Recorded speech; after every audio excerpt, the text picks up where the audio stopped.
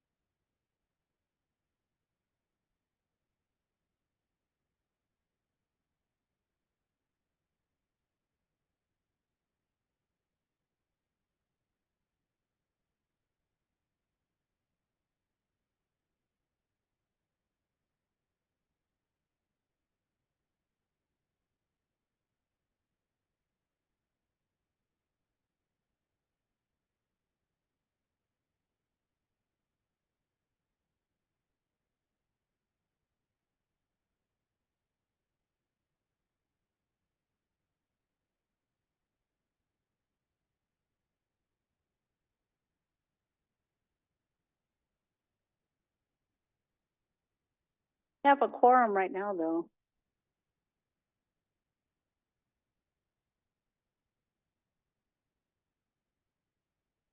I just text Len and he said he's on his way. So by the time he gets here, Martin will get off and we'll have a quorum, so.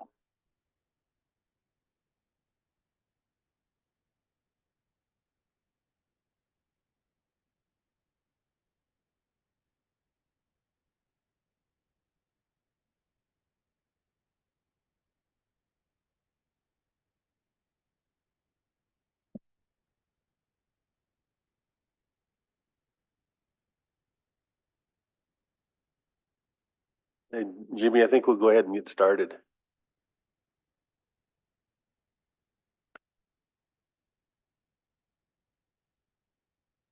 Yeah, I think we'll go ahead and get started.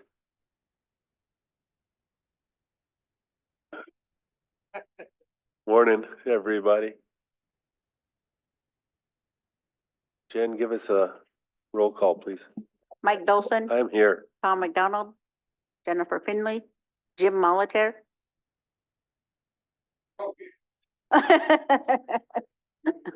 Carol Langford, Danielle Matt, Bing Matt, James Steele Jr., here, Martin Charlo, Present. and Two Teeth, Lenny Trahan. Thank you, Jennifer. We do have minutes.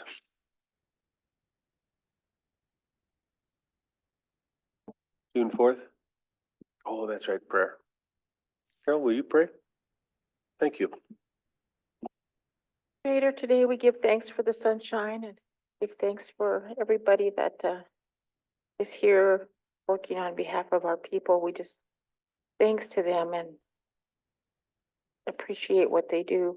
Also, Creator, we just thank you for the uh, first responders and police and all of the work that they put into our communities, and we just ask you to be with them and their families, and also a prayer for the military and a special prayer for our elders and children, and also the Mad Plume family and anybody else who has lost loved ones. We just pray for them at this moment.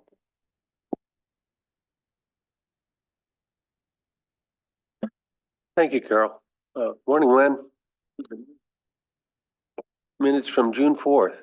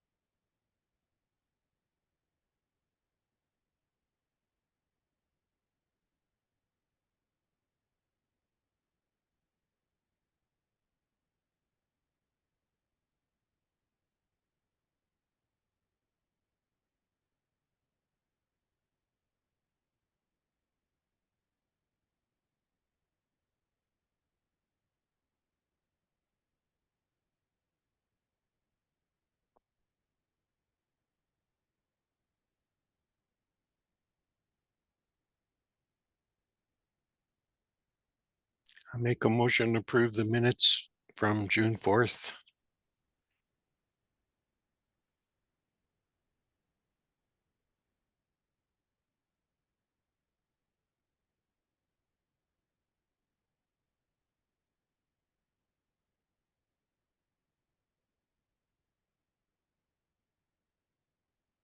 Second.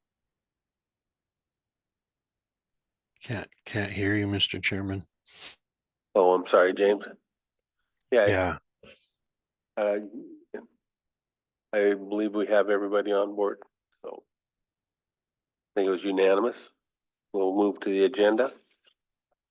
Anybody have other things for the agenda? I do, Mr. Chairman. James, Thank you.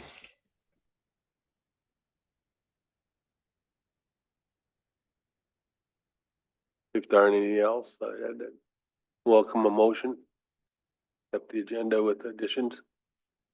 Motion by Bing. Second by Jimmy. All in favor? Unanimous? Yes, James, we can go to your issue. Thank you, Mr. Chairman. The first one is just want to remember that they're having the 80th anniversary of the Normandy invasion today, D-Day. They have a 99-year-old tribal veteran from Maine that is there. I think he's Penobscot.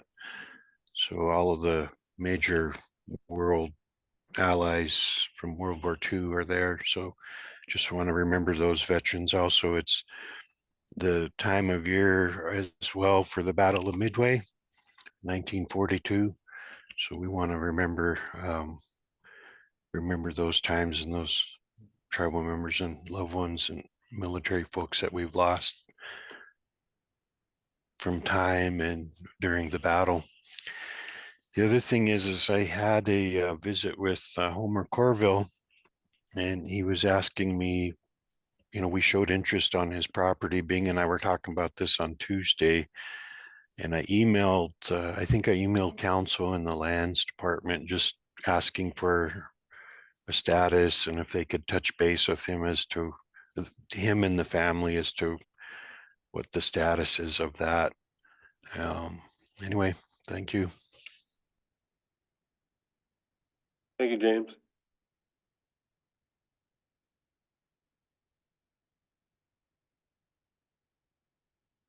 Any other thoughts that, hearing it on the radio all about all the allies that were at D-Day way back when? Lost a lot of folks there. Well, we'll move to our first agenda item. Tribal Ed, come on up, Michelle. Morning.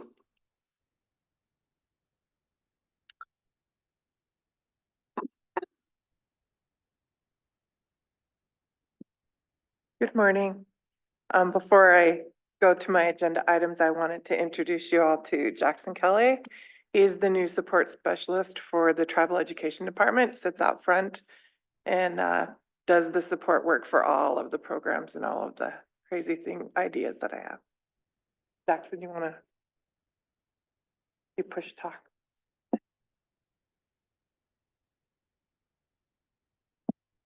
Good morning, I'm Jackson Calais. I'm the support specialist and I do a little bit of everything. Welcome. Thank you. I stole them from Quataknook. Okay, so on page 2, the first thing I'm asking for permission for is permission to be a sub-awardee for a grant that the U of M, Amanda Dooley is applying for. You previously gave me permission to be a sub-awardee on a 1-year application that was funded.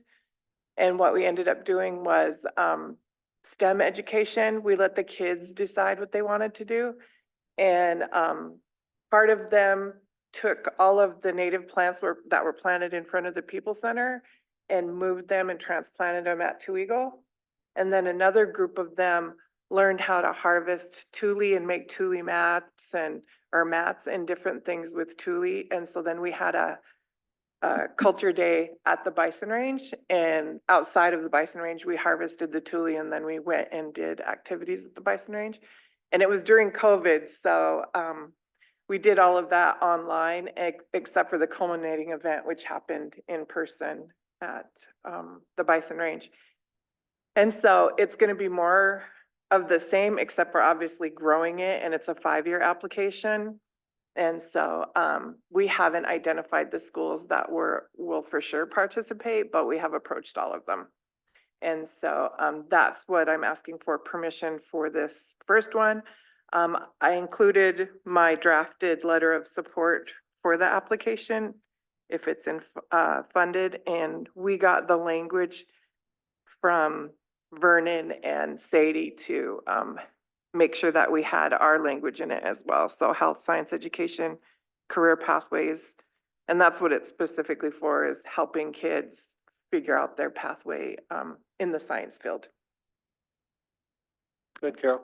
Welcome, Jackson. It's good to see you. I remember when I seen you the other day, I called you Lincoln, but it's really good. You know, I remember this guy when he was really tiny. I can't remember where it was, but I was very impressed with you and so glad to see you're on board.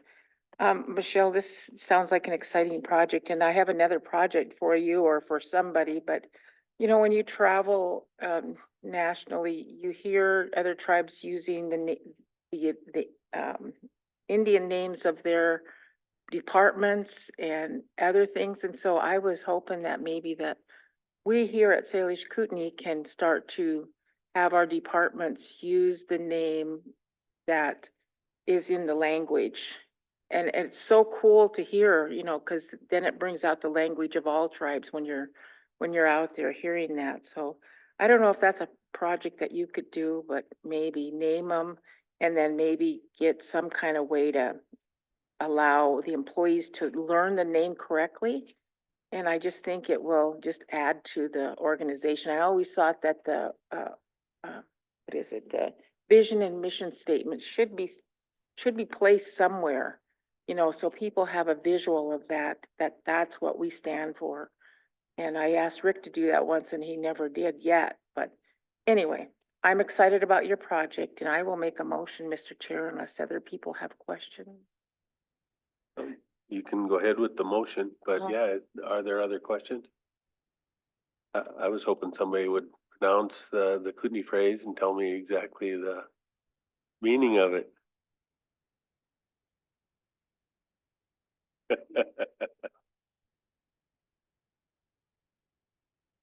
You, you know the actual translation?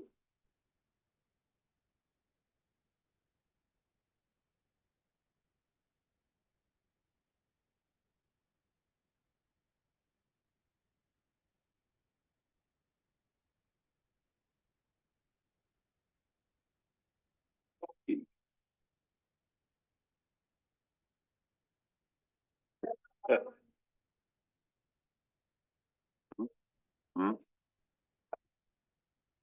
Yeah, that's why I was wondering what the literal translation actually was. Not even gonna try, huh? I'm sorry, Martin. I recorded Vernon saying it. I'll send that recording to you, but it is hard. Motion by Carol. Second by Danielle. All in favor? I think we're unanimous and, my signing line, I hope you'll edit that signature line. Yeah. I will do that. Okay, so my second request is for a contract modification. And since returning back to work. Oh yeah, change it to page 4.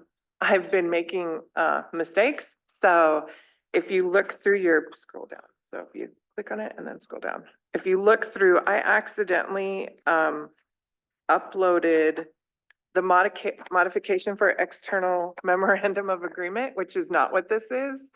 Vance caught it yesterday after I'd already submitted everything to you guys. And so I fixed it with him, but it's not with you guys. So it actually should have been a modification of a contract. This is our external evaluator for Project Aware. We're halfway through year 3 with them. And what happened was we were introduced to a social emotional curriculum called Character Strong. And I convinced all 3 Project Aware school districts to buy into it. And we used grant funding to get them involved in it. And long story short, it added a lot more work for our external evaluators by me doing that, but it's in a good way. So we're taking all of the cultural activities that Project Aware does and we're braiding it with Character Strong. And I've been in conversations with the CEO from Character Strong, and they're very excited about the work that we're doing because he's an enrolled Choctaw.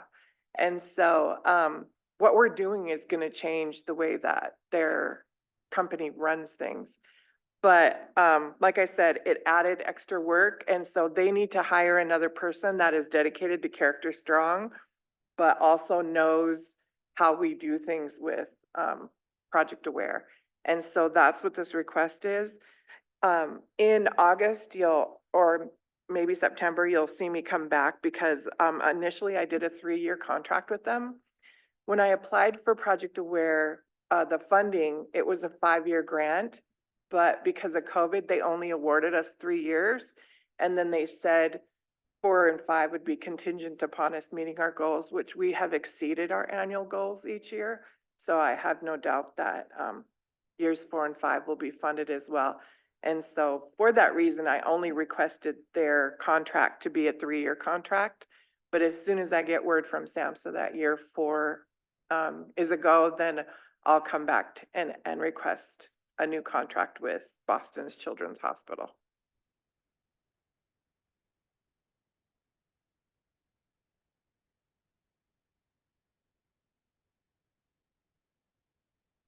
Contract modification?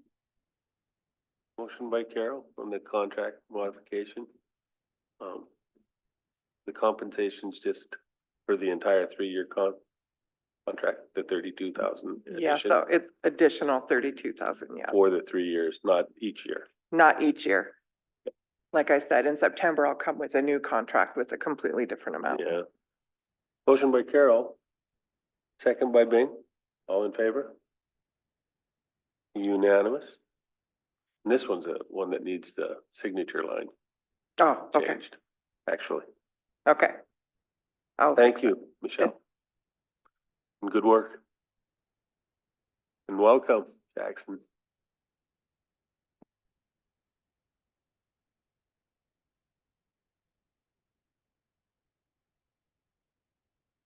Morning, Ruth.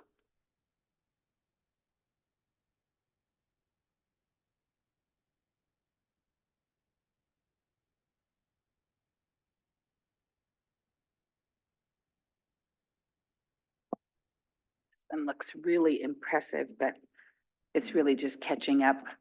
So, in your packet, looks like.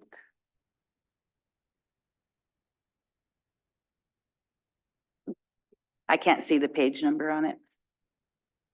There we go. Thank you.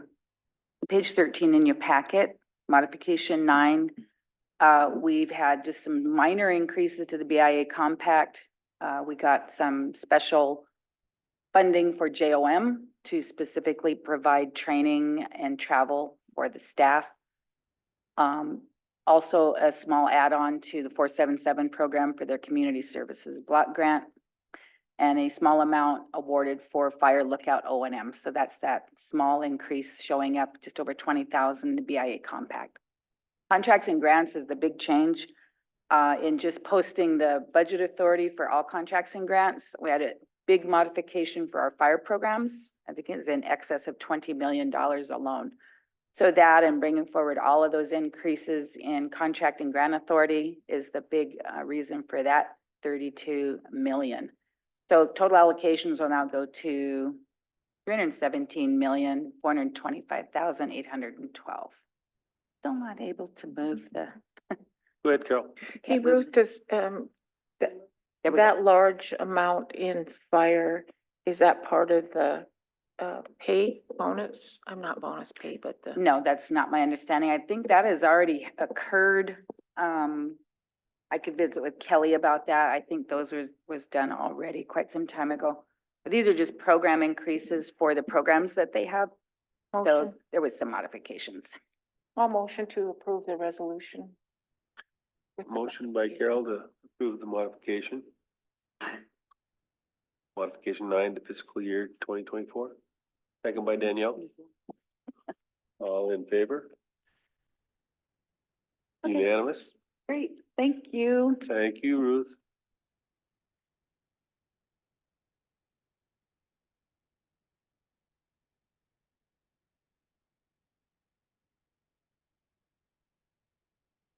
Morning, Greg. Morning, Mr. Chairman, members of council. If I can spend just a moment and address Ms. Langford's question about the firefighter compensation. I have been looking at this over the past several days, and there was one compensation for fiscal year 2022 that was completed on November 30th of 2023. And then there was a second payment for fiscal year 2023 that was completed on January 30th of 2024. So we are fully up to date on those receipts and distributions to the teams that were identified.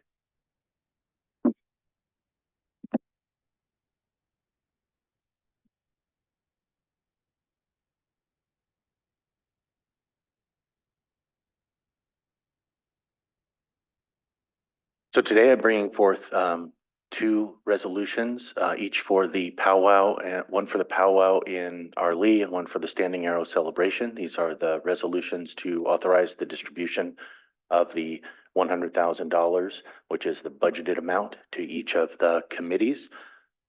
I'd like to get this accomplished early in the month of June so that each of the committees can start doing their work. I've had a conversation both with the Arlee and the Elmo Committee Chairman to make sure that they're providing a budget of the intended payouts, as well as that they're on notice that the council intends to have them come back before the end of September with a recap. How did things go? What worked? We've done that in the past couple of years, and I think the council has benefited from that. Motion for, is it a resolution for each? Yeah. Yes, ma'am. I'll do, Standing Arrow. Motion by Carol for the Standing Arrow payment for celebration. Second by Jimmy. All in favor? Unanimous. Motion on the RLE. Motion by Carol for the I Arlie, think Bing second has. by Bing. All in favor?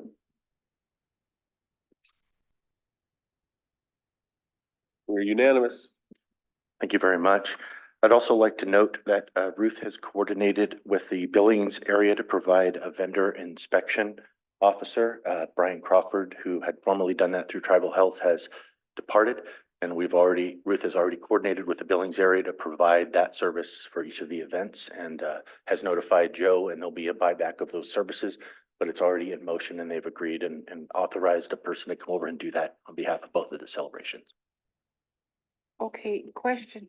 Go ahead, on Carol. that. I don't think it's you that advertises that position, but I know Tom has talked many times about developing not a program, but you know, a group of people that do these kinds of jobs. I mean, there's DES and then there's this Brian Crawford.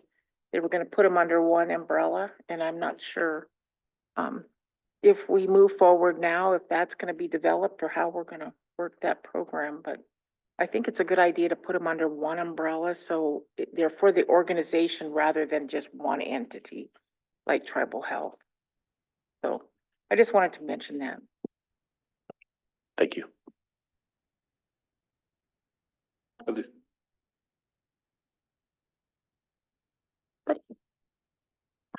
So in the past 3 weeks, we've hired 2 people. You may recall that Ellie Bundy came on board as our accounts payable trainee. Oh, she did? But after about 5 months, she decided to do something else. Oh, And so we were able to hire the second person that we interviewed under a temporary employment agreement. She's a descendant. Her name is Catherine Jackson, and she's already come on board. my She has really jumped in with both feet in order to accomplish that task. And then we've hired a cash flow and investments manager to replace Amelia, who moved between that role and has joined is a supporting role to Jordan. And that gentleman is Jamie Seguino, and he'll start on June 25. okay. Well, I'm really glad Catherine worked at gaming and she was awesome there. I mean, my husband worked with her, so that she was really good. And then she went to Vegas or somewhere.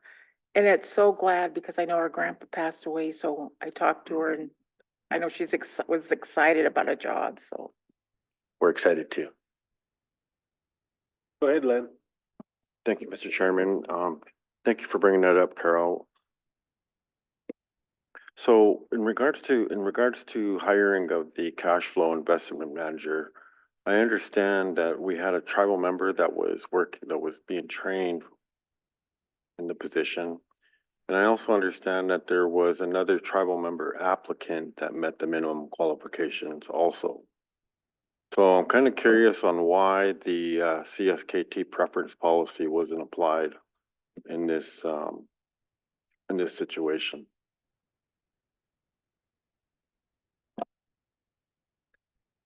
We interviewed the 2 candidates that met the qualifications. I don't know how many applications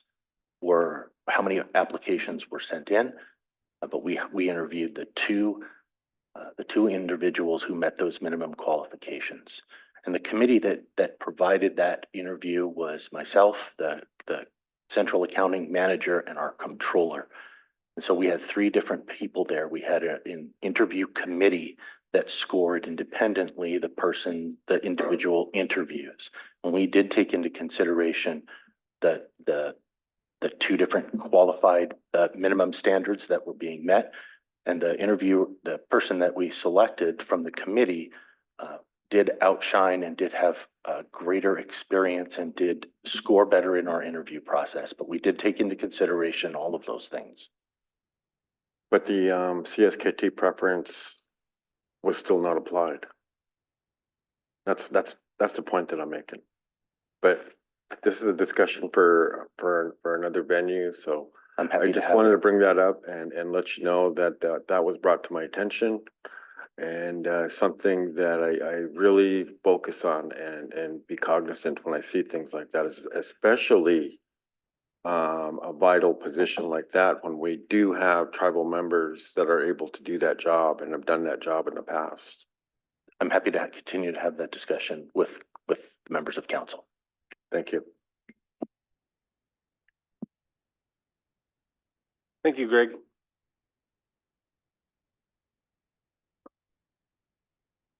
No, you don't look like Irma. Hey, Arlen, morning.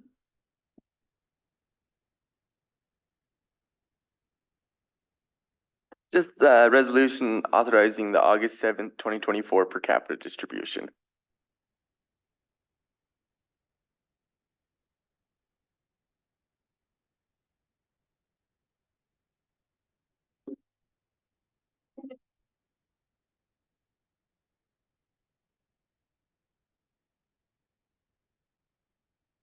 All in favor of the per capita resolution? There's James. Martin might be out of the room, so. Go ahead, Len. Before we get on to our next issue, I just wanted to acknowledge our Arlen Tillier. He has stepped up and is now a part of the local volunteer fire department, and he's going through the various trainings. And I just think it's really important when we see our membership step up to those kind of endeavors. They need to be acknowledged, because it's really good to see our people participating in those kind of things. So, Arlen, thank you for doing that. We really appreciate that. And you have our support. Good job, Arlen. Good job. Thank you.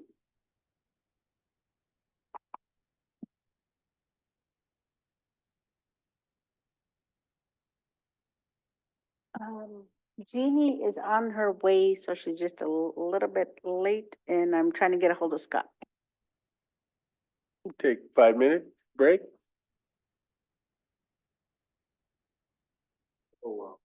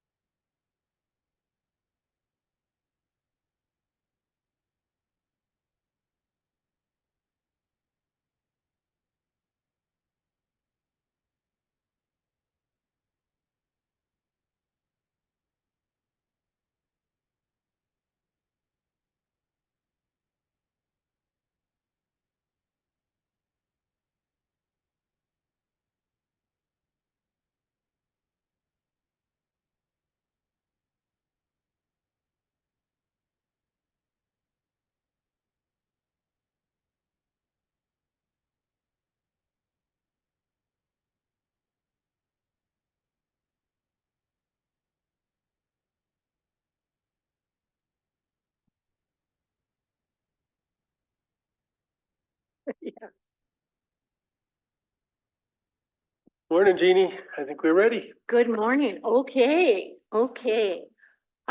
There's a couple of people that were going to join me this morning, but I didn't wanna, I wanted to get here so we could get going and not waste that part of your morning. Do you need them? I don't think so. Okay, cool. I guess you'll tell me if I need them or not. Fine. Our program worked with Helen Rousette when she was getting her doctorate at the university, and we did our program did some studies for her. Actually, we got the people together and she did the studies. And this is a similar project. What they and we are interested in doing is developing a nature-based, culturally relevant program for families. So well, you have the things right there. I always forget that. Our family advocates would be assisting them to get a hold of parents, and she will also be taking this to the culture committees to get their approval. I've asked Marquise asking to be a part of this because he can really help us. There's a lot of nature-based things that happen in Elmo. And so if we have Marquise and we have folks from the South, I think she can get some good data. And so they are offering us, I believe it is 83,000 to assist with this project. And it's a 5-year project. Actually, on the very back, this is the study inner overview. So, see, I'm not doing a very good job of this. But they're going to involve elders. They're going to involve the community members, and they want to do a study, get some data, and then we'll go forward. We and other folks will go forward with what they find. We have been involved with Helen Rousette, Dr. Rousette, previously, and she's very easy to work with. Our advocates know her and are willing to assist with this. They will be doing interviews perhaps in the classrooms, in centers, when school is not in session. So you see here how I can go down. Okay, Jen. The action is to allow us to enter into this project. And so in total, it's 81,225. And a lot of that will be, did I miss it? No, I had to. Oh, okay. Okay, thank you. So there are stipends built in for elders, transportation, dollars, and she is doing this with Faith Price. Many of you may know Faith, and Go ahead, Carol. I was wondering, is this a model that's used somewhere else also that's been successful? It's definitely something that's needed. it is. Truly. I think that they're working on establishing the model. Good. We're the best place to start that model. Absolutely. And so I'll make a motion, Mr. Chair, unless everybody else has questions, or if anybody else has questions. Other questions? Motion by Carol to allow PCS to accept money from John Hopkins Bloomberg School of Public Health. I guess the only question I have is 81,000 enough for a 5-year study? That's for a 5-year. Yeah, that's amazing. Well, they will be, they'll be doing specific activities and, they'll be using a lot of elder wisdom and community members who know things about their community, what works really well. And Marquise has been really helpful already because he has said to her, I think that, they asked what kind of gifts they could bring. And he said, tobacco. So already we're all learning about some of those, culturally appropriate things. Oh, Ms. Gary. Go ahead, Carol. With the district meetings that are going on, there's been a lot of discussion about, bringing back the culture, the well-being, the sobriety to our youth. And so I think this is also a part of that we need to incorporate into all the stuff that we're doing. Mm-hmm. But that's why this is so wonderful, I think, is that it includes that part of it. Thank you. And Marquis, where is he from? Marquise, he's Janelle Michelle and he's from Elmo. Oh, okay. Yeah, yeah. We just hired him and boy, I'm so excited because he's doing lots of things. He's doing a whole parent language thing that they can have it on their phones. So, and today he's doing a circle at Polson Head Start. We pushed him off the dock and he could swim. The other question I have, Jeannie, is then John Hopkins will own this study? Well, No? now I'm not really, I wish she was here. I'm not really sure of that. Sorry, she did Come. tell us that they'll give all that information back to us because it's ours. And it's, based on the individuals here from, this tribe. So she said that'll come back to us.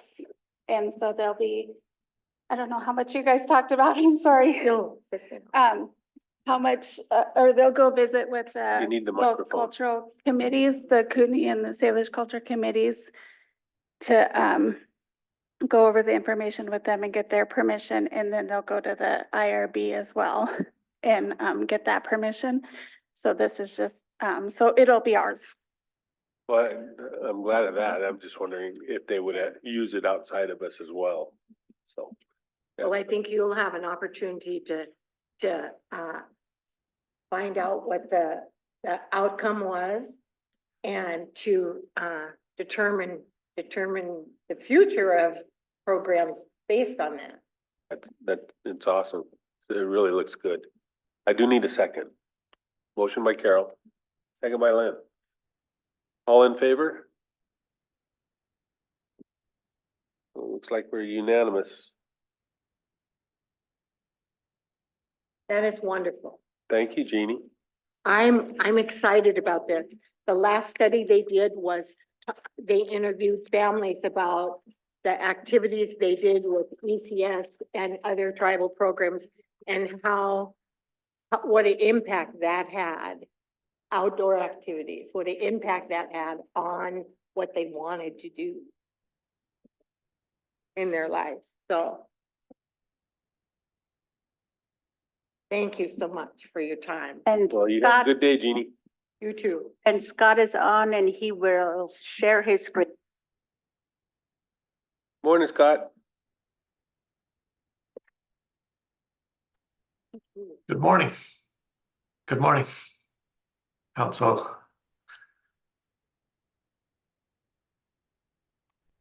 Let's see. Now I'm going to try to share my screen. Let's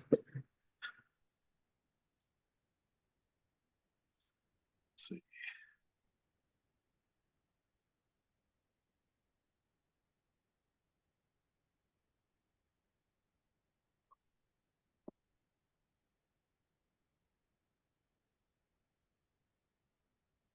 Okay.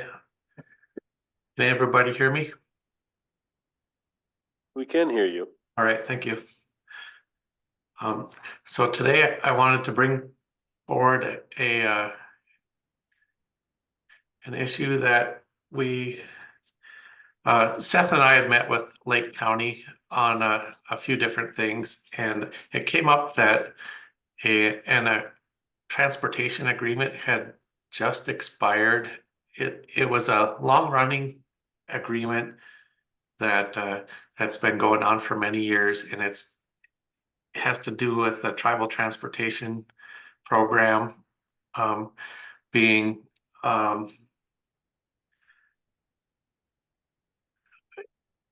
cooperative agreement, so that when there's issues that the tribe wants to do on Lake County roads, that we can under this agreement, we can do project-specific agreements and do specific things on county roads and use tribal transportation money.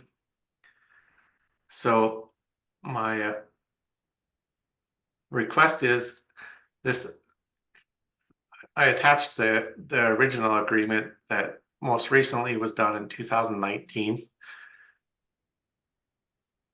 And let's see.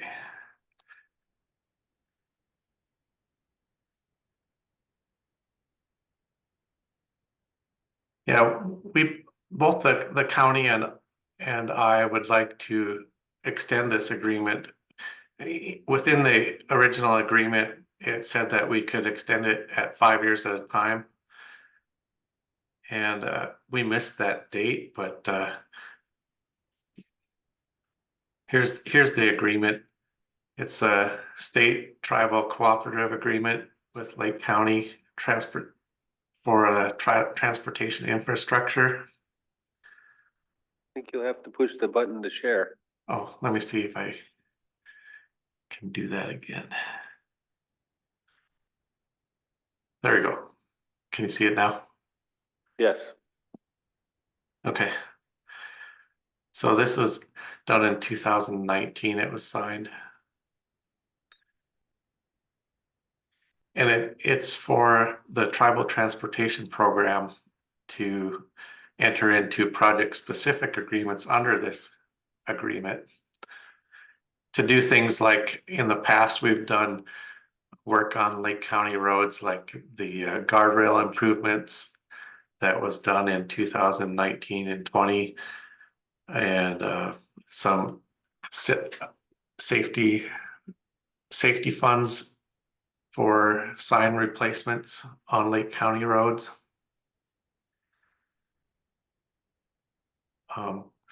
But yeah, this agreement said, and this agreements like this have been going on for years, and it's just with the tribal transportation program, and allows the tribal transportation program to do work on county roads with council approval to do these project-specific things on county roads.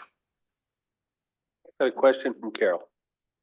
I was just wondering, is there a fiscal note included in this anywhere on how much we bring to the table? And I'm sorry if you already said that, but. No, I didn't say it, but it's things that would be included in the tribal transportation program. The 5-year plan or the annual plan.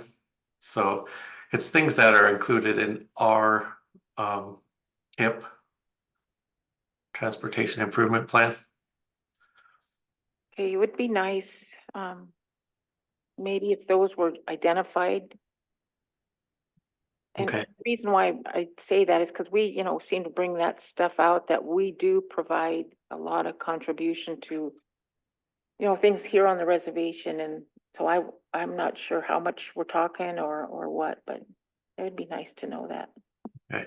Yeah, I don't have that on hand for you on what we have to bring on the plan right now for this, but I guess this agreement that was brought to, they sent back to us from the county says it's an addendum to this agreement that extends it for 5 years.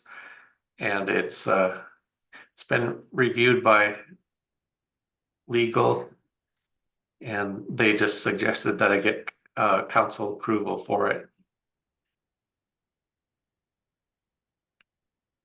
Dan, did you have any suggestions about this?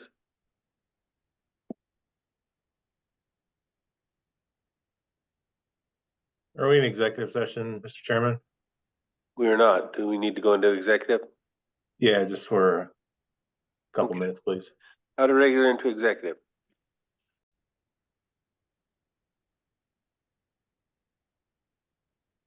Go ahead, Scott. Right.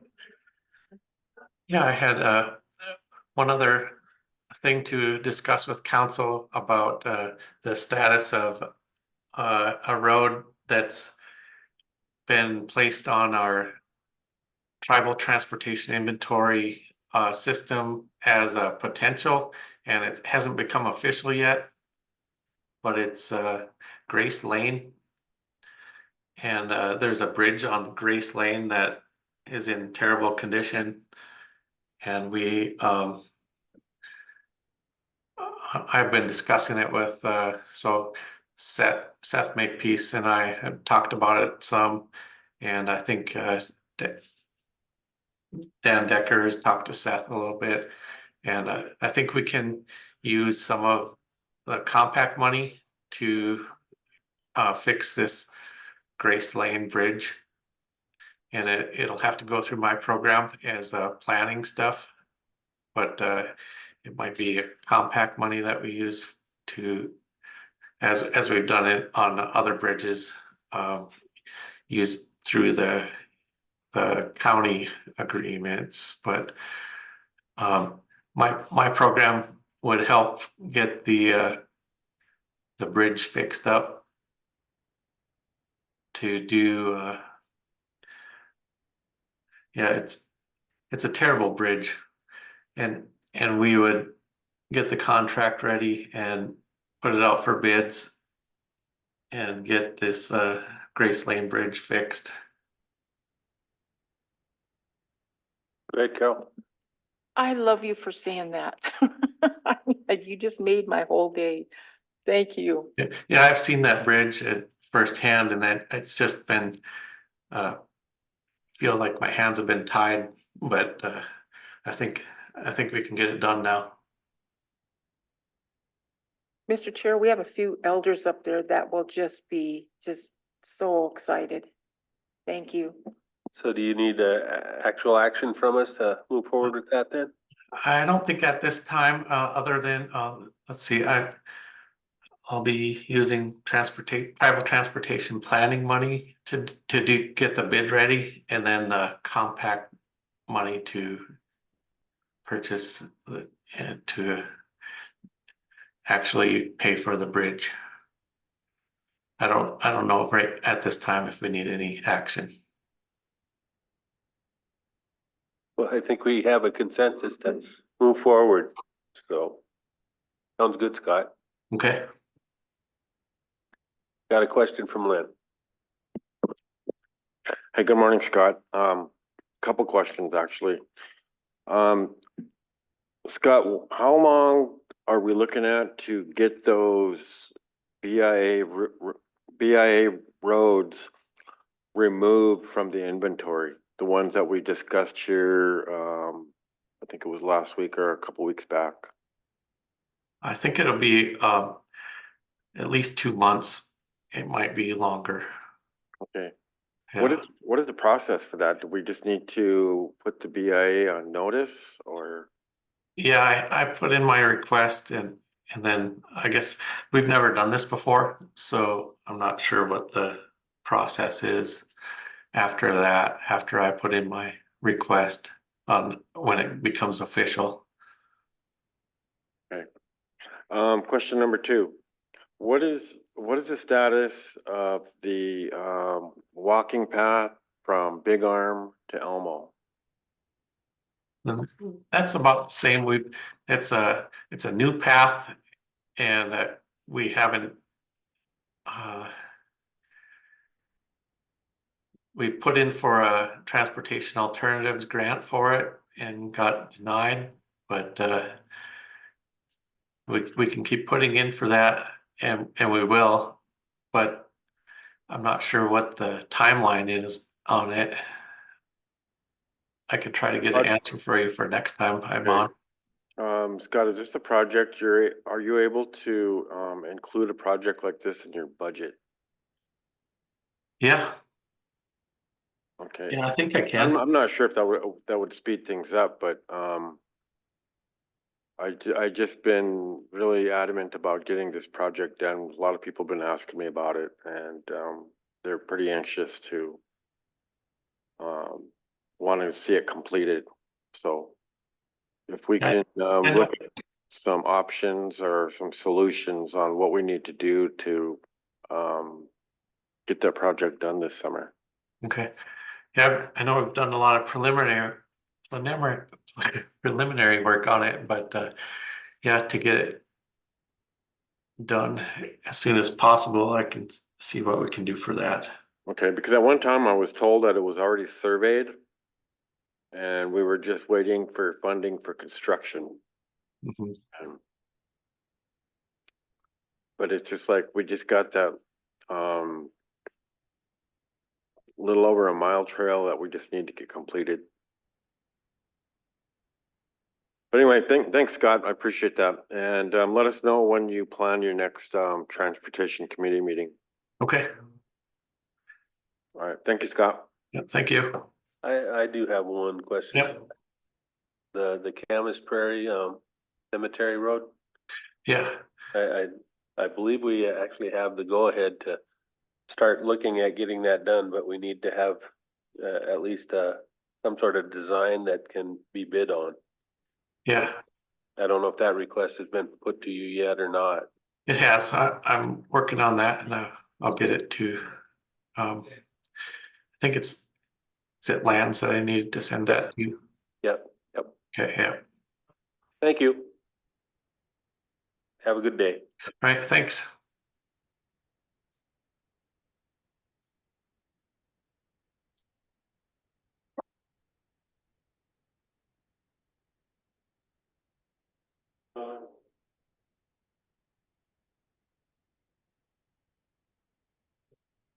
Oh, yeah.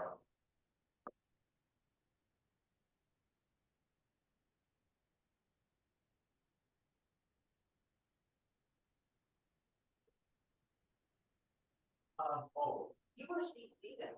So.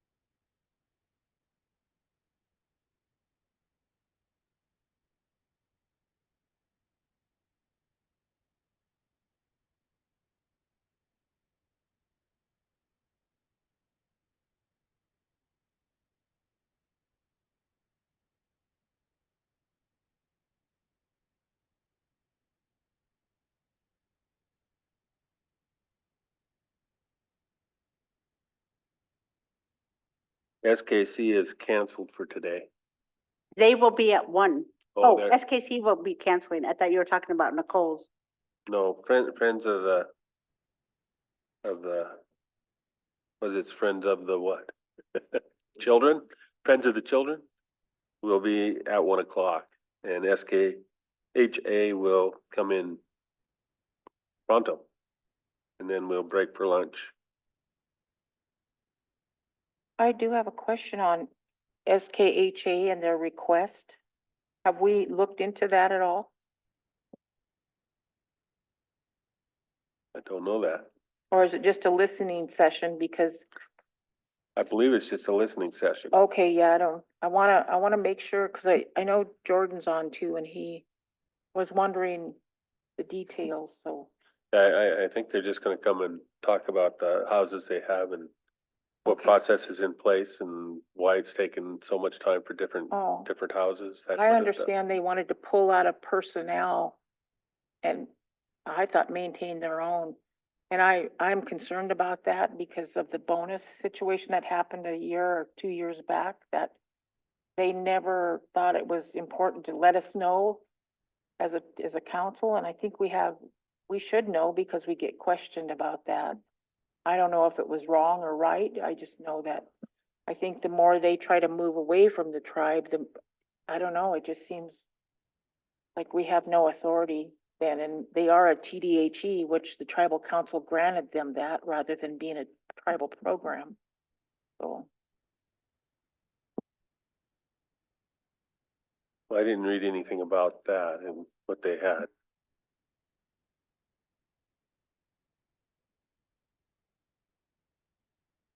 Go ahead, Daniel. I read what you read in the executive team notes, Carol, so I've heard it from there. But to my understanding today, it's just their vacant unit presentation. So I don't know if they're gonna bring that up when they're here or not. So I'm like you, I'd like to know more, and I don't want to see them on their own for reasons as well. The targeted issue is, meet with tribal council to report on, share knowledge and discuss SKHA's vacant units.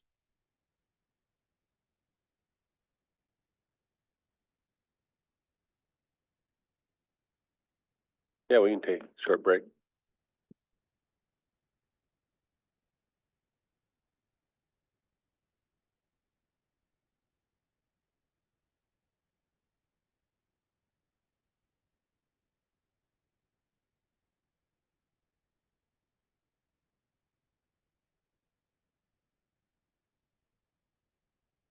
Out of regular into executive. Mr.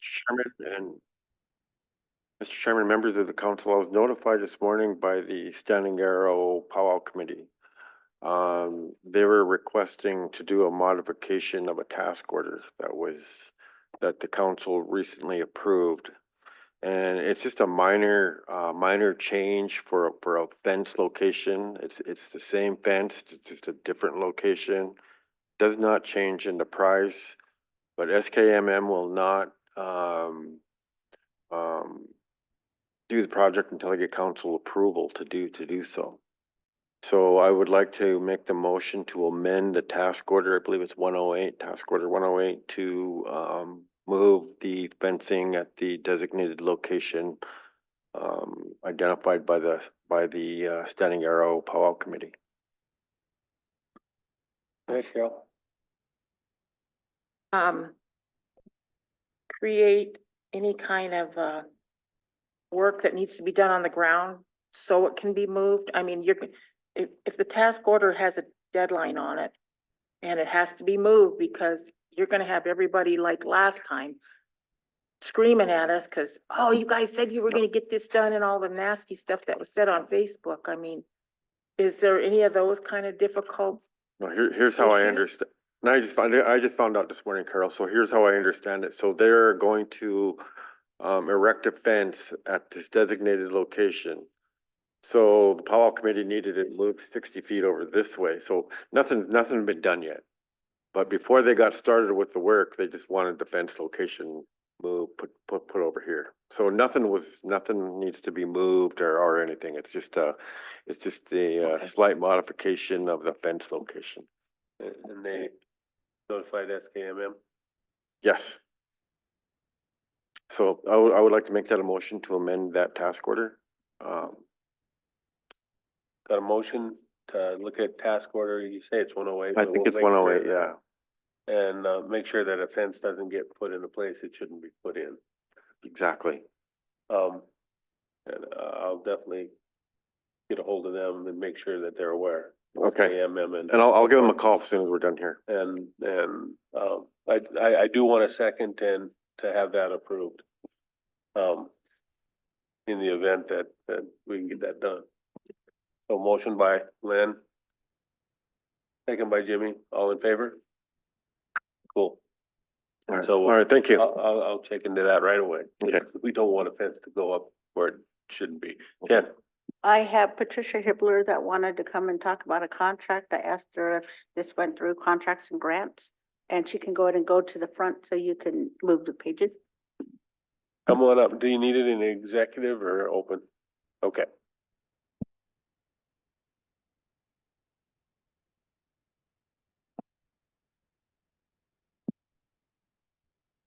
Good morning. So thank you for taking a few minutes on your agenda to entertain this request. I expect Patricia Corshane is probably walking in here momentarily. In front of you is a contract for Mission Mountain Builders. This is for the ARPA program.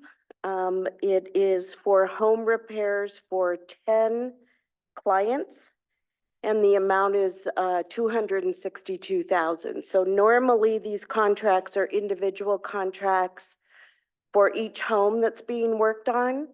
Although through the contracts and grants process, you can bundle them if they're going into one vendor. And of course, procurement policy is anything over 250,000 must be approved by tribal council. So I'm asking your approval to move this contract forward. It's been in front of contracts and grants, has been reviewed. They are waiting for an approval from council. Had a motion? Motion by Carol. Get a second? Second by Lynn.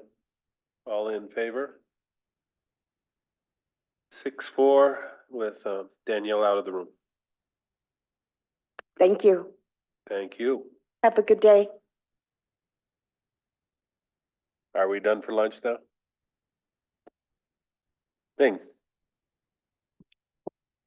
Yeah, Mr. Chair, just to follow up with Lynn, SK and M, can you talk to them too and see what they're doing with that water situation at the Powell grounds in Arlie?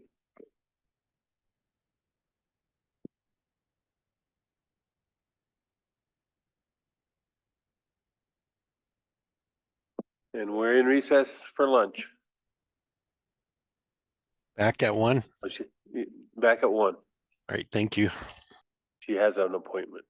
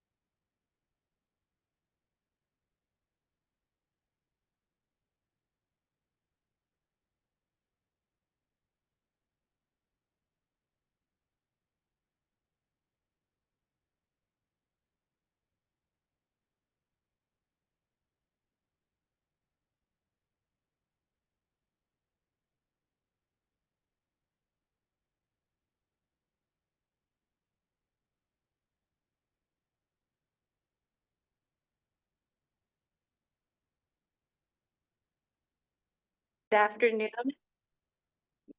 We're recording. You were good. Good.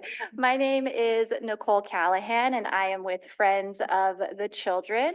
We were here a little over a year ago, but we wanted to come in and provide you an update on the work that we've accomplished. I switched from working within the tribe into this position in September, so it's been really great. I have a background working with our tribal children and families. I'm very invested in that, so I'm excited to be here. And I'd also like to introduce my coworkers. Hi, my name's Linnell Rose. I'm the first friend to be hired with the Friends of the Children here on the Flathead Reservation. And gosh, sorry. My title is a professional mentor. And so yes, go ahead. Yeah, good afternoon. My name is Ben Davis, and I'm the Executive Director of Friends of the Children for Western Montana. We're excited to have this time with you and to update you on our work. So, thank you. And then we also have Kristen with Tribal Ed as a supporter. So thank you for joining. Today, we just wanted to provide our council with kind of an overview of the model and the work that we do. We also want to provide you with an update, what we've accomplished over the last year, and then talk about our program goals and projected growth moving forward. To start, we do have a really short video that I will share. It's about 3 minutes long, and it nicely kind of explains the model of Friends of the Children. So I will do that now.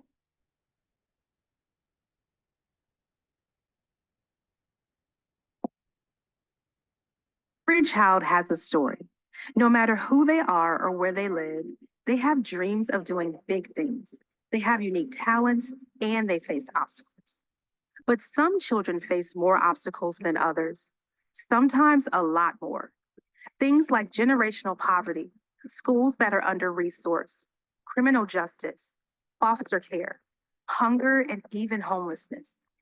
Believe it or not, there's actually a number that can predict how many obstacles like these a child will face.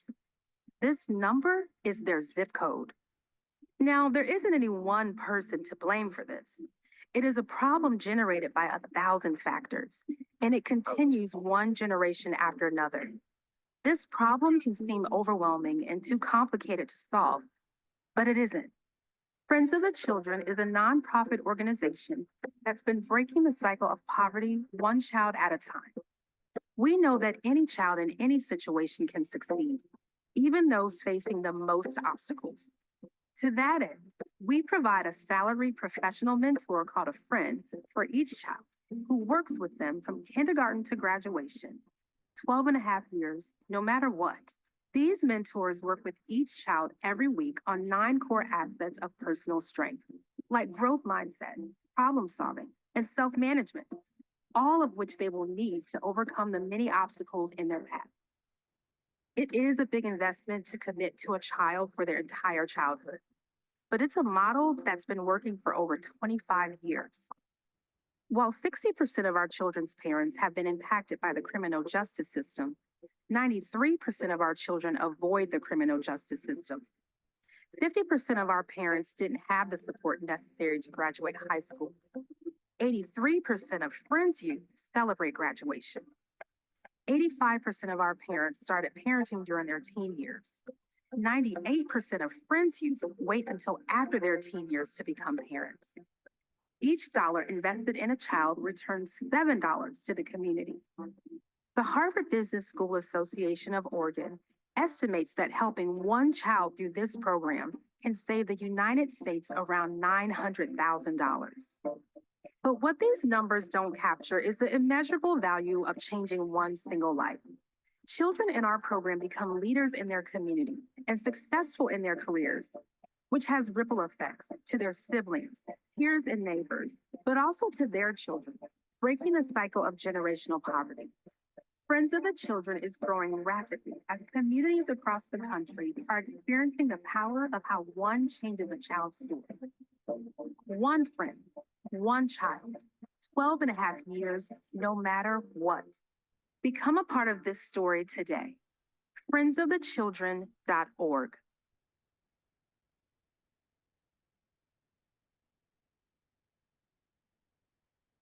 Well, I'd love to spend a few minutes visiting with you about the history of Friends of the Children as well as the model of the way we do our work. Just by way of a little bit of context, we introduced ourselves to Tribal Council in December of 2022. And during that time, we were in the midst of a series of conversations with tribal leaders and stakeholders in the community to really listen and learn about whether this is work that would be of interest and of value in the community. And you know, we were excited about the feedback and perspectives that we heard during those conversations. And then we were really honored last year in May to receive a resolution of support from Tribal Council, which really was an important, a vital step to us in building this work here on the Flathead Reservation. Just to take a step back though, for those of you who aren't familiar with Friends of the Children, we like to think of Friends of the Children as a disruptor of generational cycles of poverty and trauma in families. We started this work about 30 years ago nationally in Portland, Oregon. And now there are, gosh, I think 37 or 38 sites around the country in big cities and small rural places and everywhere in between. It seems like these days from, you know, we have chapters in New York City and Los Angeles, but also we're in Klamath Falls, Southern Oregon and Western Montana and so forth. And so, you know, what's really exciting about this program is that regardless of where a child grows up, if they have a friend, if they have a professional mentor in their life, their chances for long-term health and opportunity are very similar to other children in the community. And so we really celebrate that. And, you know, we do this work by pairing full-time salaried mentors called friends with children in the community who have big hopes and dreams and unique talents like any child. And then we walk alongside each child for the entire length of their elementary school years. So from kindergarten through high school graduation. So our motto is 12 plus years, no matter what. We're going to be there for each child. Each friend works with 8 children and spends about 4 hours a week with each child in a one-to-one environment. And really the focus of the work from the very beginning is to develop a deep, loving, and consistent relationship with each child. And to help them foster their sense of self-worth, positive social emotional growth, and really create those foundations at an early age for health. You know, the children that we seek out to work with are the ones who can most benefit in the community. We look for children and families who oftentimes have been involved with the foster care system. And they have the highest risk factors and lowest protective factors. And in fact, the average child in our program when they enroll have had approximately 4 what we call adverse childhood experiences. So they've had encounters with childhood trauma from an early age. And so, you know, the focus here is on mitigating those traumas and really trying to prevent future traumas in their life by working with the child, but also with the whole family in our work. So, you know, this work is a little bit different than like a volunteer mentor program. Like I got into mentoring, I used to be a prosecutor. And about 15 years ago, I was in the courtroom every day prosecuting child abuse and domestic violence cases. And I was seeing the same cycle of families across generations move through the court system and the foster care system. And, you know, while I really believed in my work and I thought it was important to stand up for kids and abused partners, I was also exhausted by that cycle. And so, you know, I became a volunteer mentor at that time with the Big Brothers Big Sisters program. I didn't at that time have any experience working with children, but I did see the value of showing up in a loving and consistent way for the children that we work with. And so, you know, when I found out about Friends of the Children and the opportunity to have professional mentors who are highly trained and take a trauma-informed approach working with children. I knew that this was special in a pretty different way of doing that work. You know, Linnell's going to share with us her background, but, you know, we like to hire very experienced folks who have worked in the social work field, who are former educators, who are really mission-centered in working with children and who love working with children so that we can make sure that we have the biggest impact on their lives. You know, we really try to meet children where they are in their lives. And so the program is set up where we partner with the schools where the children attend. So here in the area, we're working with the Ronan and Polson school districts. So we're actually able to be in the children's classrooms or out on the playground or in the lunchroom, wherever we can be most beneficial to the children and to the schools during the school week. But then we're also, you know, in the children's homes and at our clubhouse and out in the community doing all sorts of fun and enriching things that are, you know, really designed to help the children find their spark in life, the things that they're passionate about, where they find their self-worth and joy. And really they get to do a lot of that alongside their friends. But you know, what's going on in the background also is that, you know, we're tracking all of our outings and our communications with the children. We take notes from our time with them. And so we're able to see and learn about, you know, the challenges and the opportunities in each family, and to figure out ways that we can best serve them as a friend.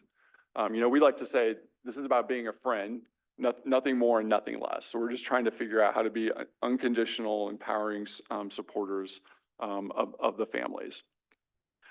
The other piece of this work is that it's a two-generation model. So we're also working with caregivers and other family members in the child's life to you know, help identify ways in which, you know, we might be a stabilizing force, whether that's, you know, basic necessities, you know, gas and grocery cards or delivering a basket of food, working with housing insecurity issues.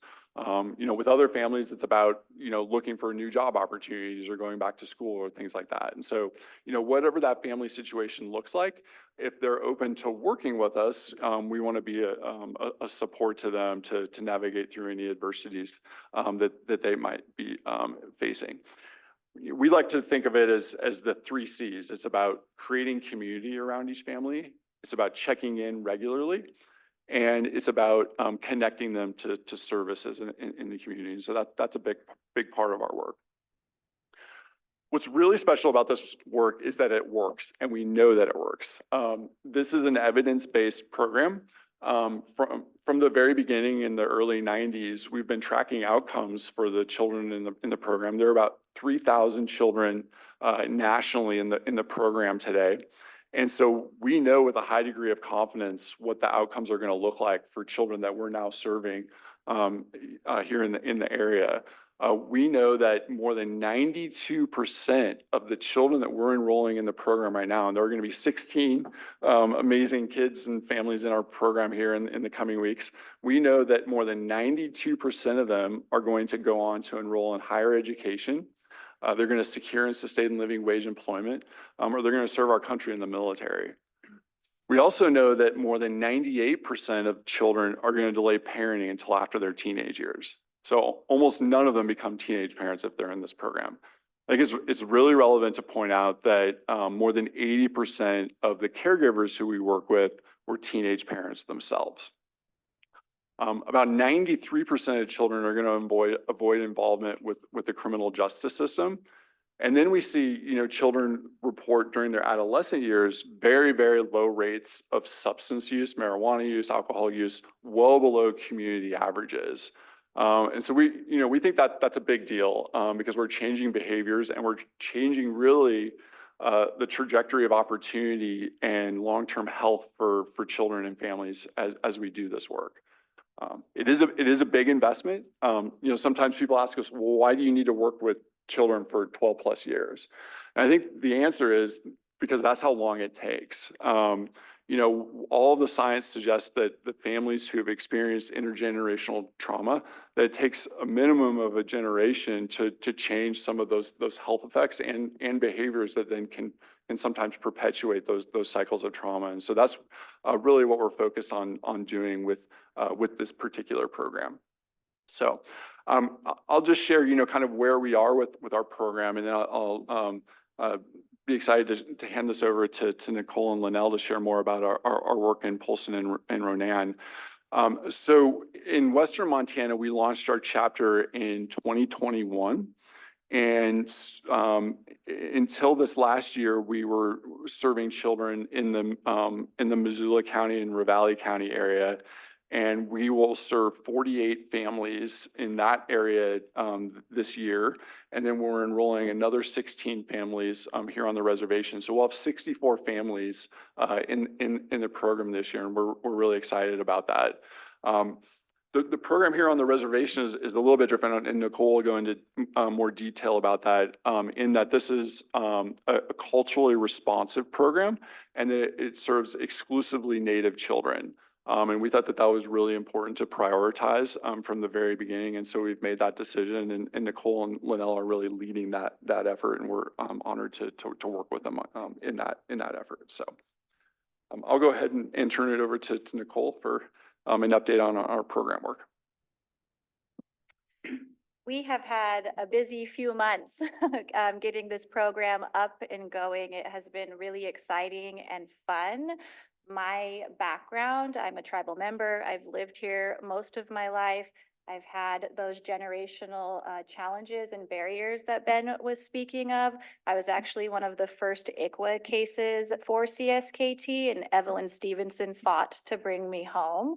So children and families are a really deep passion of mine. I recognize that they are our most valuable resource. And so it's more than just work to me, it's passion and interest in creating better outcomes for our kids and families in our area.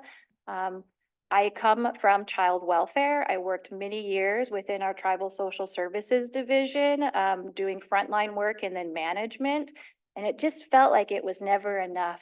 We were trying to support these families, but within the child welfare system, there are just a lot of challenges that we cannot control. And so I wanted to find something that would allow me to make a bigger impact on an individual level with children. And this kind of fell in my lap coincidentally. And I'm so glad that it did. So our program currently is serving 11 children. Actually, right before we came here, I just was enrolling our 11th child. And so that is from Charlotte to Dayton, where our children are residing. They're within the Polson and Ronan school districts, and then also Early Head Start. We have partnerships with our tribal education department along with social services, and we are having a blooming relationship start with Head Start.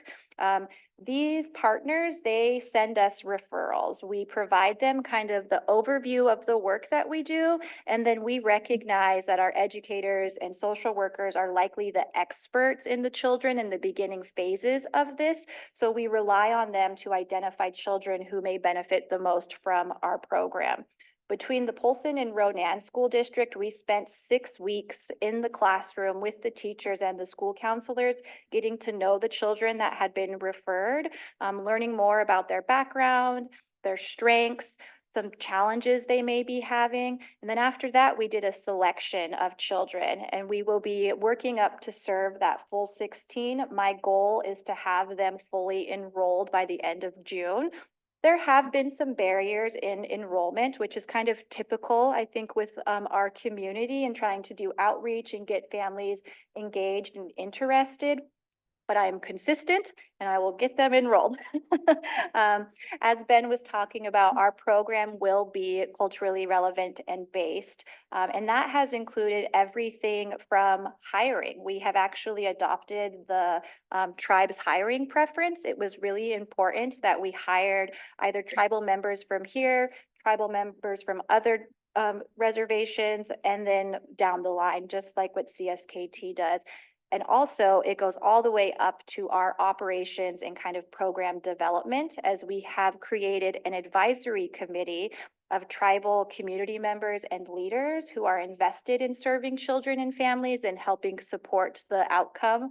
And so right now we are meeting once a month and they are helping guide what this work looks like. We've also been out to the Kootenai Culture Committee and the Kootenai elders, and they were very interested in our work and gave us their blessing and support. We would love to partner with our language apprentices to provide more culture and connection to that for our kids and families. What I've seen so far in our children and families, they have really amazing stories. They're children and families that have a lot of strengths, but they're also facing a lot of barriers.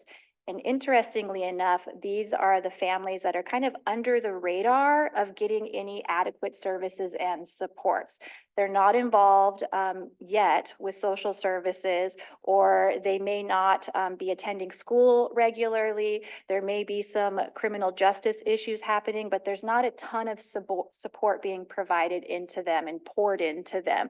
And that's where I see us stepping in as being that connector and that walking alongside them so that they can be successful and reach high school graduation.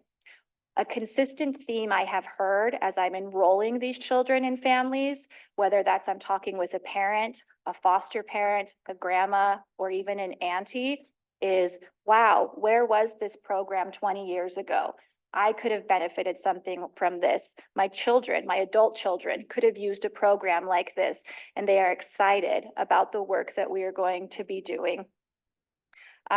Right now, we are getting ready to do our open house next week. We have a clubhouse in Polson.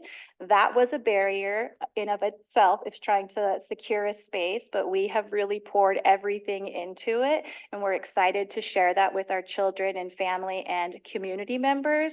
We have included an invite. Jen, can you pull that up? Yes. And I'll share the screen again so people see. Okay, do you want me to stop screen sharing? Okay, so this first page in the agenda is our Flathead overview program, which we developed with our advisory committee. But if you scroll down, Jen, oh, will it? Oh, there we go. Is it working? Maybe. I don't think so. No, tech issues. Yeah. Okay, there we go. So this first document you're seeing is our Flathead program overview, and that's been shared with each of you. So I really encourage you to look at this. We do have some language translations on here that we received help with from Michelle Mitchell and our Kootenai elders, and then in Coosa. There's also some of our community partners. And down here is an document that describes our model and the outcomes from the work. And so I also encourage you to look at this. Ben had summarized this very well, but if you want to take a moment to look at it and reflect on it, please feel free to. You have access to it. And then down here, we are looking to make our clubhouse feel like a home. So we have created an Amazon wish list where we're seeking items like games and toys, even some office supplies to help make the clubhouse feel cozy and welcoming for our children. And then, oh, the last one isn't on there. So there is an open house invite, I believe, that was provided to each of you, and that is next Tuesday in Polson from 4 to 6 p.m. We wanted to come and present to you before our open house in hopes that one of you or maybe a few of you would be able to be present to show support for the work that we're doing. I think that makes an impact in the community because we are not a tribal entity or organization. Sometimes there's questions like, how are you connected to the tribe? Is the tribe supporting this? And so it matters when that representation and support is there. And then I will let Linnell share a little bit about her relationships with some of the children. Hello again. So I just want to share a little bit about my background. So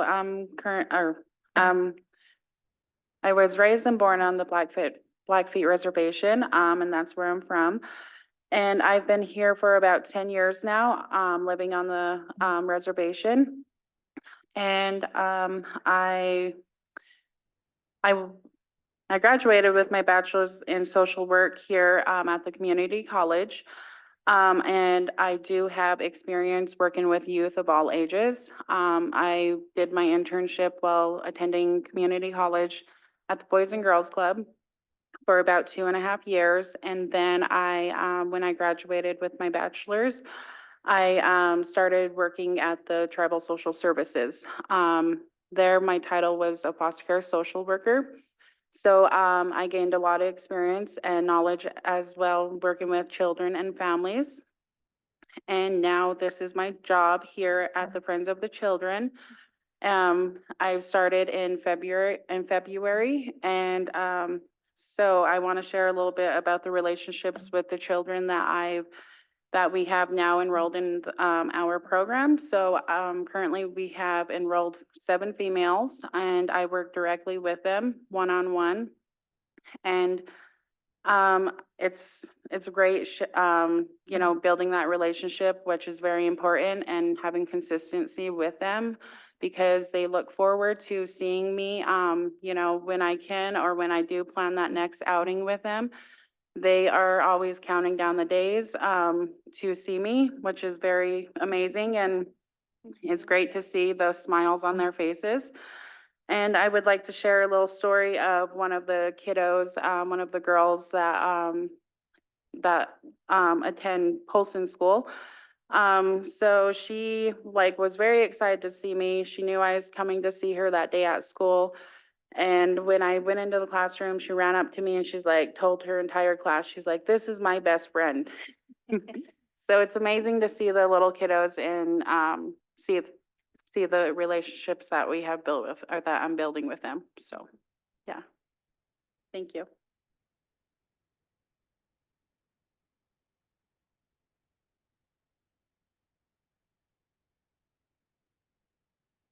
Yes, so we start working with children between the ages of 4 to 7. So Head Start, kindergarten, and first grade. And right now, the ages of the children in our program currently are 4 to 7. And so we have a very little one who is our Head Start girly. And then we have our 7-year-olds who will actually be moving into second grade in the fall. And I was actually down at the K. William Harvey today. They're kind of wrapping up their last year, and one of the youth I'm working with said, "Are you going to get to work with me next year too? Are you going to be my friend next year?" And I said, "Yes, absolutely." But you're not only serving that child, you actually end up developing relationships with the whole class. And so the whole class said, "Oh, you're going to continue coming to see us and spend time with us." And so that relationship is building with our youth in the program, their class, and their teachers. Danielle? Thank you. Sounds like you've got wonderful people in there with our children. I'm not sure if it's just going to be you two wonderful ladies or if there's additional people that'll be going into the classroom. And just, I think, background checks, when I think of people in schools, and how extensive is your background check for your team that's around all of our youth? Absolutely. So we are looking to hire a male mentor. We are actually in the process of doing that hiring for a male. So our children are paired with their friend based on gender. So Linnell will only work with the girls, and then our boys will be paired with our male mentor. I've been working with our boys for the time being until we are able to hire. And that's been a challenge in hiring, actually, getting the word out there and recruiting. Our hiring and background process is actually very extensive. So we do between 4 to 5 interviews with our candidates, which include in-person interviews with our team based in Missoula, an interview with a national representative, an interview with one of our friends, and then an interview, kind of a wrap-up interview with our executive director, Ben Davis. They go through really extensive background checks to look at criminal records, any CPS records, both tribal, county, and federally, and state. Mr. Chair, I see that you guys, your program's also served on the Pine Ridge Reservation. Have you seen the same success on the reservation as you see elsewhere? Because I know the numbers look like they're an average of everything. Is Pine Ridge seeing the same success? We actually had the privilege to go visit our relatives, that's what they refer to us, in Pine Ridge in South Dakota in January, and that was a really special trip. And I hope that we can host them here at some point. They're doing very well. They're also facing the same struggles that we are with hiring the professional mentors, but they are seeing success with their children and families. They're going on to enroll their second cohort or third, their second group of children this year. So they have a site directly on the Pine Ridge Reservation and then one in Rapid City.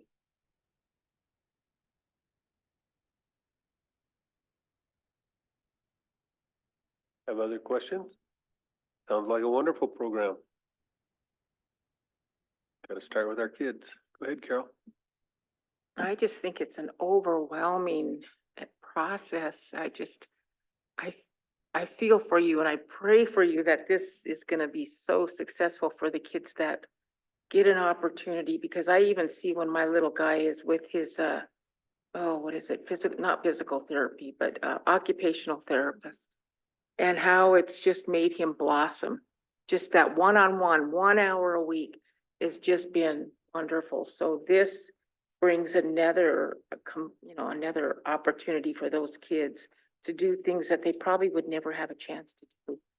So it's going to really open them up, and I'm excited. And I wished I wasn't gone next week during your open house, but I'll stop by and definitely visit. So, and I'm excited and pray for just great success, because I know that's what it'll be. So thank you.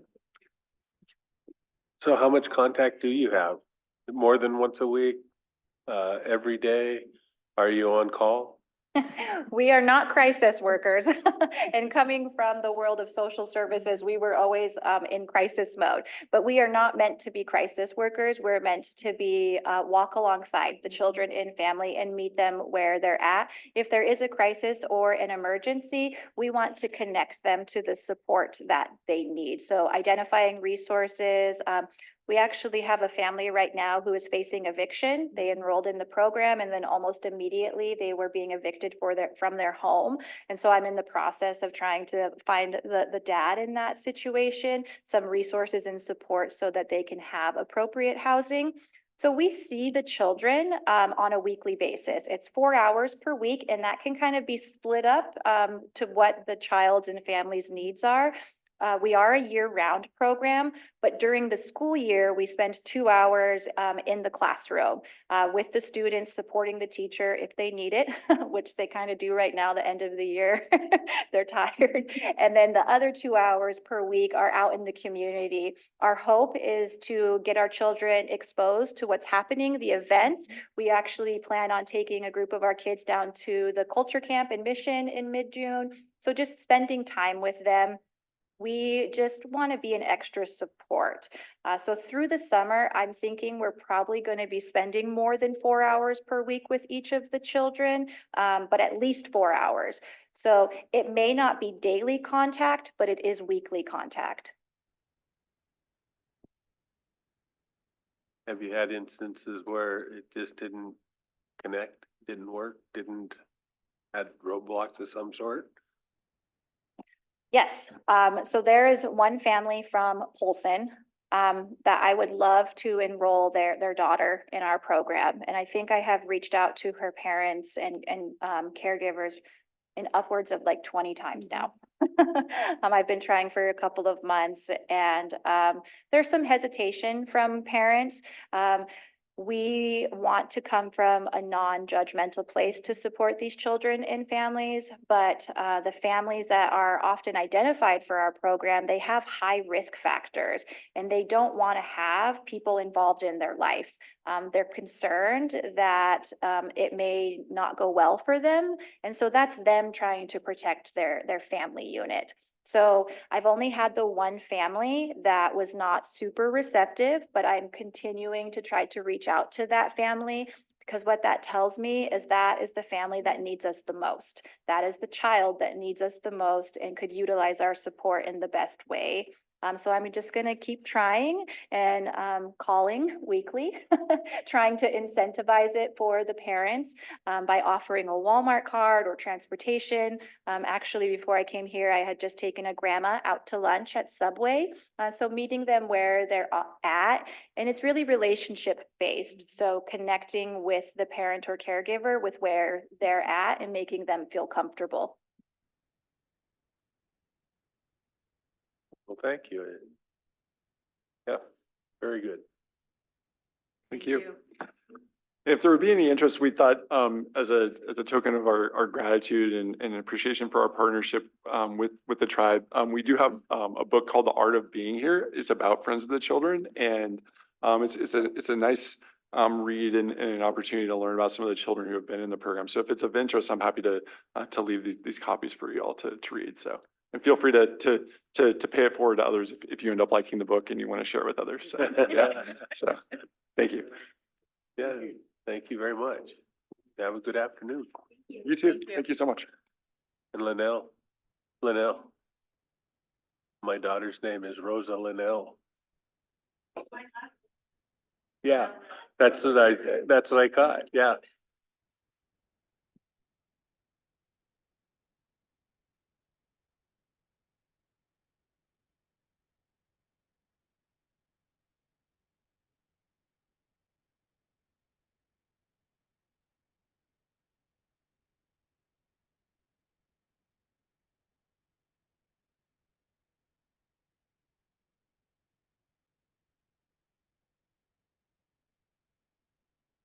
Can you guys go in executive?